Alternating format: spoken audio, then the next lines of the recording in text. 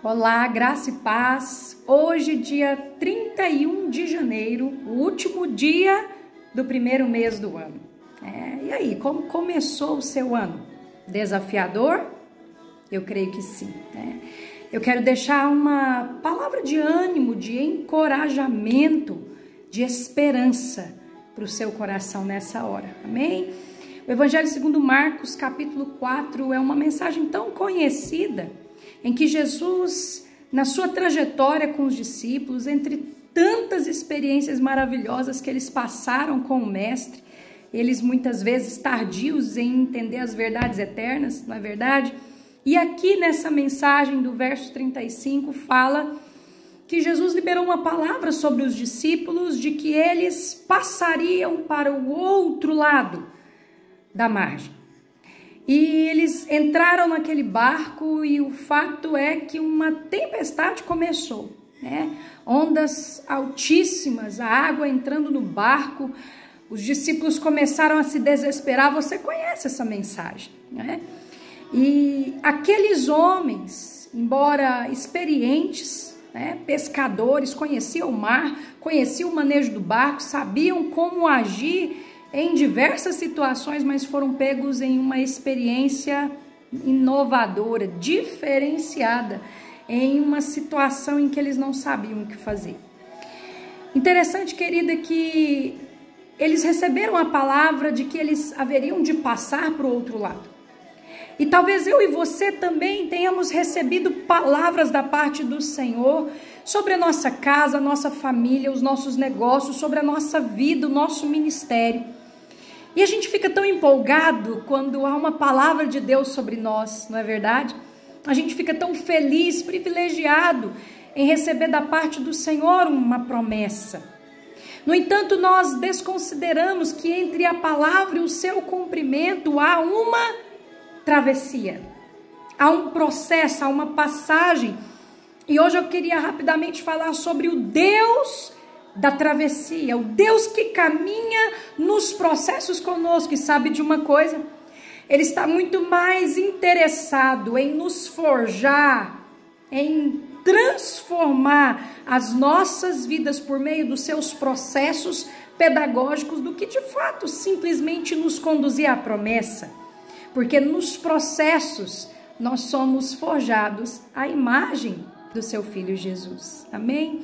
A gente precisa considerar, meu querido, que toda promessa passa pelo processo, pela prova do tempo, da espera. E me veio ao coração tantos homens de Deus que passaram por momentos assim, não é verdade? A gente ama falar de Abraão, pai da fé, um homem extraordinário, amigo de Deus. Mas se nós formos ver o que a palavra de Deus fala em Gênesis 12, aos 75 anos, Abraão recebe a promessa sobre a sua descendência numerosa, sobre ser pai de nações, de multidões. No entanto, o cumprimento se dá rapidamente? Não. 25 anos depois, você vai ler lá em Gênesis 21, que após 25 anos, Isaac nasce. Muitas situações acontecem, até Ismael, nasce como força do braço, como um jeitinho, um plano B de tentar forjar a vontade de Deus, mas o fato é, a promessa passou por um processo de tempo. De igual modo, Davi, um homem segundo o coração de Deus, foi ungido ainda menino, aos 17 anos. O profeta Samuel vai até ele, você conhece a história, derrama o óleo sobre a cabeça dele, ungindo Davi rei. Mas Davi passa por um processo árduo de fugir do rei, de intensas batalhas, e aproximadamente 15 a 18 anos depois, Davi vem a governar. E José, que história linda, sofrida, mas linda, em que Deus forja a vida de José de uma forma tão intensa, não é verdade? Ele tem ali os seus muitos sonhos proféticos aos 17 anos aproximadamente, mas José só vai governar aos 30. A palavra de Deus fala que ele passa por uma cisterna, ele é vendido como escravo, ele passa por prisões, ele é difamado. Meu Deus, que situação José passa como um processo pedagógico de Deus, para que o seu coração estivesse pronto, o seu caráter firme para o governo e o estabelecimento de Deus. Processos. E processos, queridos, não são fáceis. Processos, eu até anotei aqui, processos doem, forjam. Processos nos conduzem a um lugar de pressão. Processos demoram, muitas vezes nos conduzem a um lugar de espera, e espera é viver um momento que não é seu.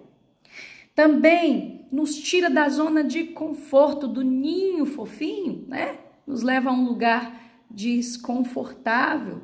Também nos leva ao nosso limite, que a gente pensa que não vai conseguir. Mas a gente precisa também entender que processos nos transformam.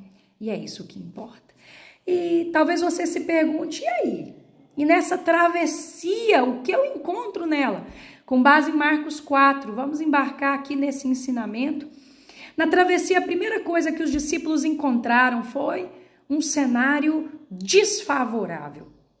Entenda, eles eram pescadores, entendiam, né, do clima, do mar, do manejo do barco, de toda aquela circunstância. Era comum para aqueles homens, eles tinham experiência. No entanto, se viram numa situação de impossibilidades, uma situação desfavorável, uma situação que eles nunca haviam vivido.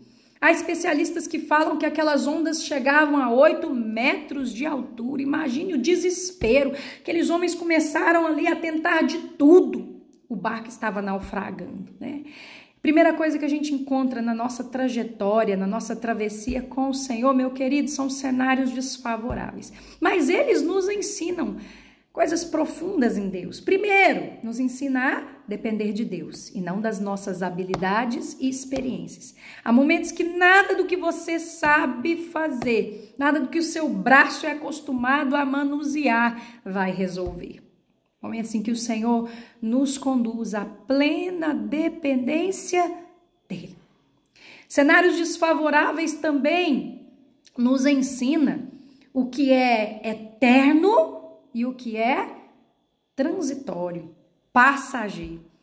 É interessante nós avaliarmos que os discípulos, naquele desespero, vamos conjecturar aqui juntos, no desespero daqueles homens, certamente, né, eles deviam entre si falar, olha, joga essa bagagem fora, pega esse alimento, lança fora também, pega aqui essa mochila, lança para fora, tudo aquilo que é desnecessário, tudo aquilo que é secundário, lança fora porque nós iremos naufragar.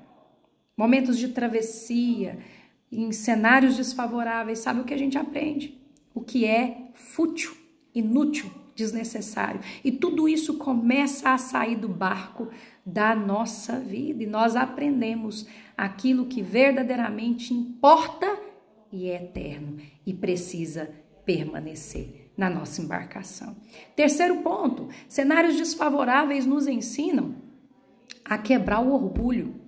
Essa natureza adâmica aqui, meu irmão, é orgulhosa. É a verdade ou não é? Nossa natureza é orgulhosa. Somos soberbos, somos autossuficientes e precisamos ser quebrados, forjados. Lugares assim, momentos impossíveis, desfavoráveis, quebra o nosso orgulho, nos ensina a ser mais humildes, nos ensina a depender do outro, a precisar do próximo e a nos humilhar muitas vezes. E isso é muito bom. É o Senhor sendo forjado em nós. Aprendei de mim que sou manso e humilde de coração. E encontrareis descanso para as vossas almas. O que mais eu encontro na travessia? Na travessia, eu me lembro que Jesus está no barco. Sabe que muitas vezes a gente se esquece disso? Às vezes o desespero é tão grande que você se esquece que Jesus está na sua embarcação.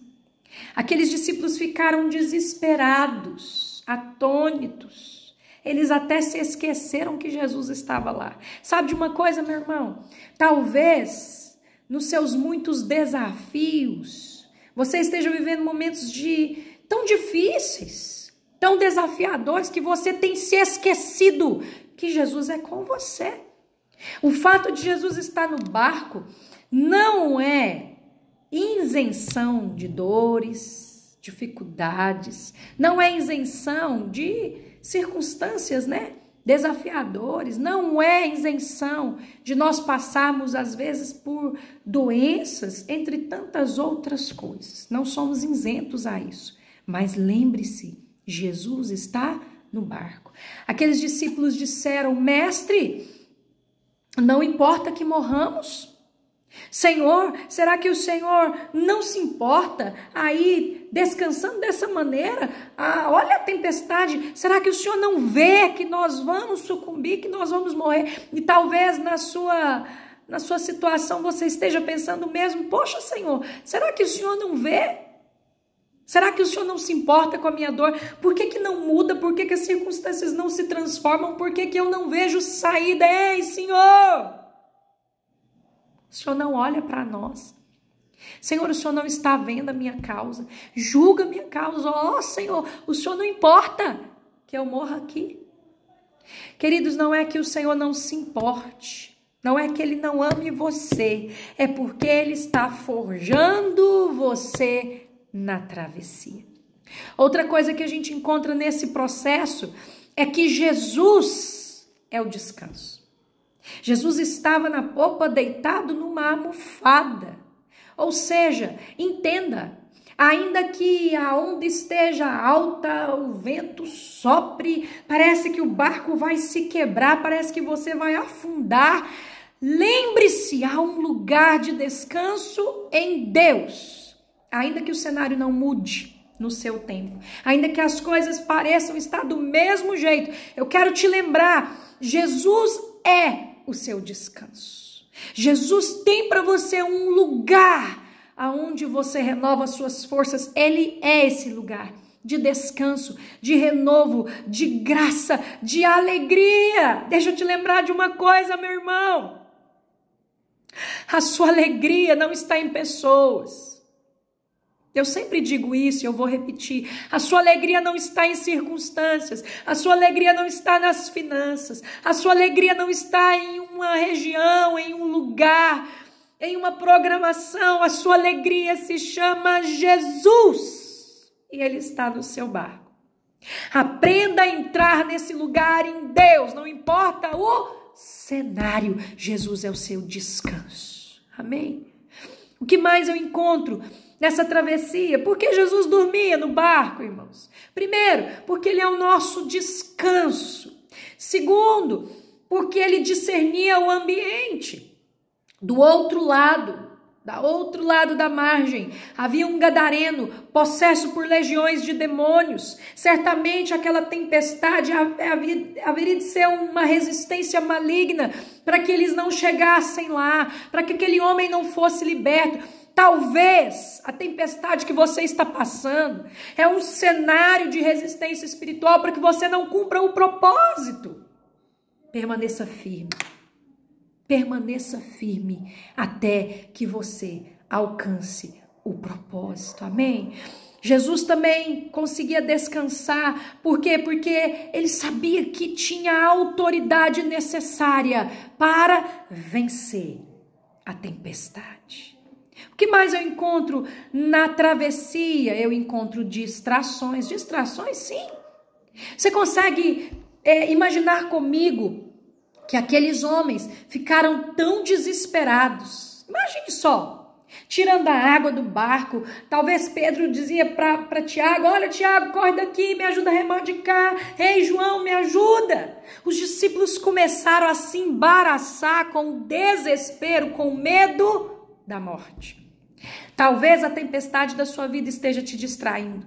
Talvez situações relacionais, de finanças, problemas familiares, enfermidades, não sei, circunstâncias de tempestade têm te distraído. O que tem te embaraçado?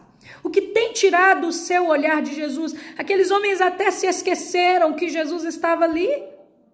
O que tem te feito distrair de Jesus? Cuidado!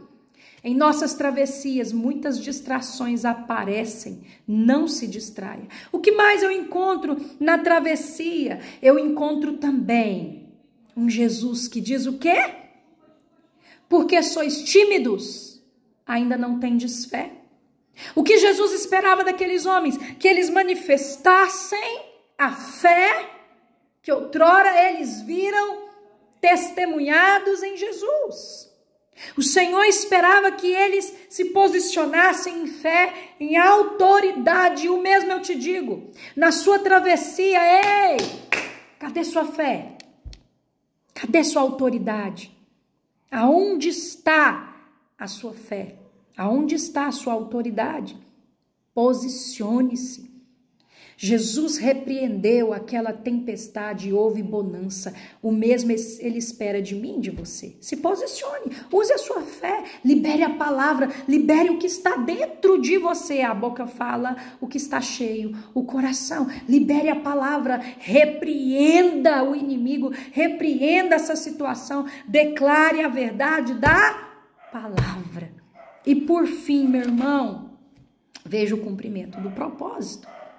Eles atravessaram em bonança, eles foram usados, Jesus foi usado para repreender legiões de demônios naquele homem. Aquele homem foi liberto e se tornou um testemunho vivo para toda a cidade. Jesus foi muito glorificado. Sabe o que o Senhor deseja fazer na sua vida?